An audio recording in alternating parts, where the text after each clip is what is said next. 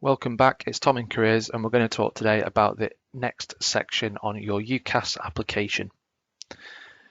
We've previously gone through the personal details section. Now we're going to move down and cover 2 or 3 different sections in one short video.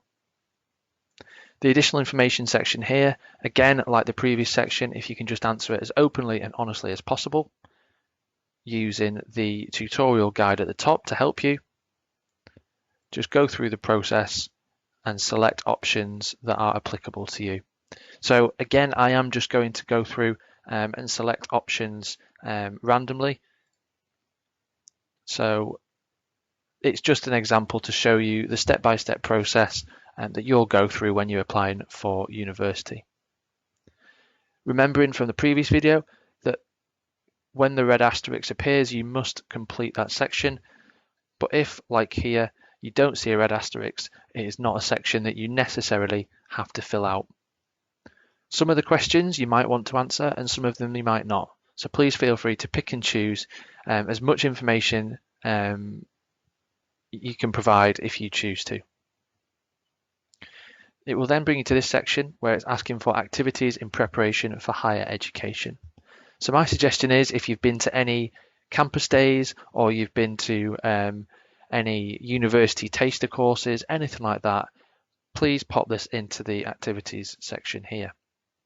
You don't have to fill this out. As you can see, it is not a compulsory field, but if you have been to those things, I think it's important to let the universities know that you have done that.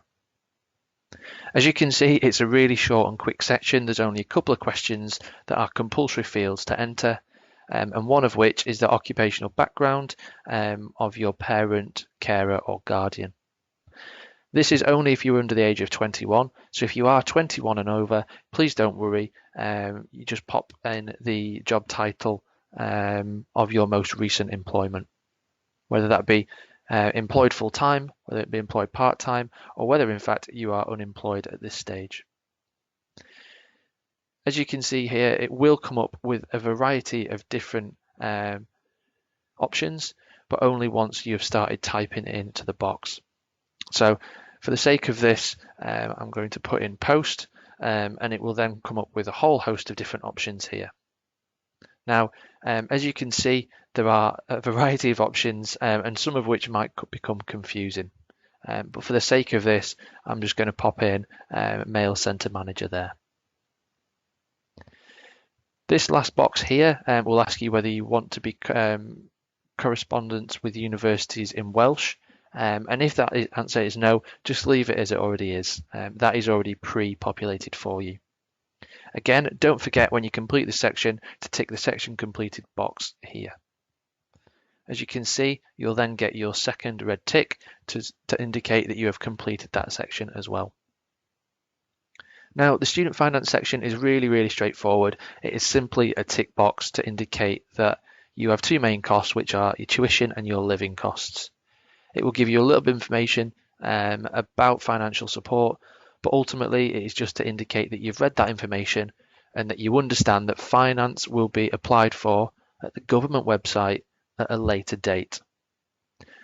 Please remember, by ticking this box, that does not mean that you have applied for student finance. You will still need to submit a separate application using this website after you have submitted your application for university.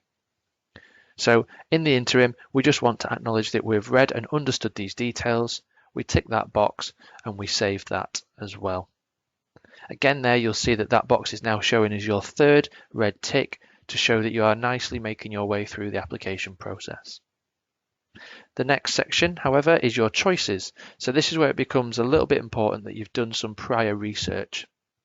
As you can see, again, there is a tutorial box there on how to complete this section, but what you would need to have done before this is refer to my previous video about searching for courses. If you have already searched for courses, what you want to do is go down here and add a choice. It will then ask you for some basic information about that university and that course. And again, I would suggest that you use the C-list tools here to help you out. So for the sake of this, I am going to be using Myerscough again as an example.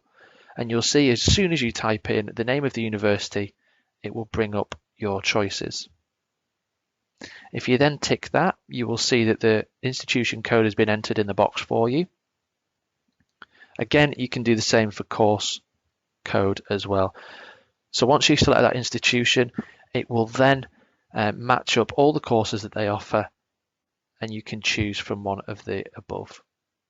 So for the sake of this, obviously I'm a horticultural student, so I'm going to be looking at going for the horticultural and applied plant science.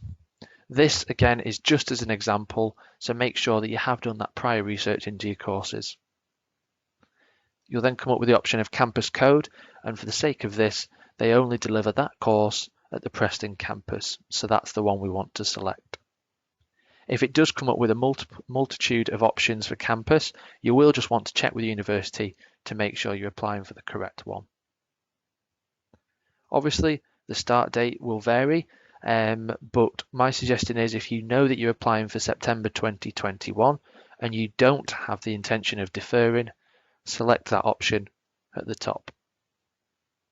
Again, further details and point of entry are not yet required, but you are required to answer whether you are living at home during your time of study.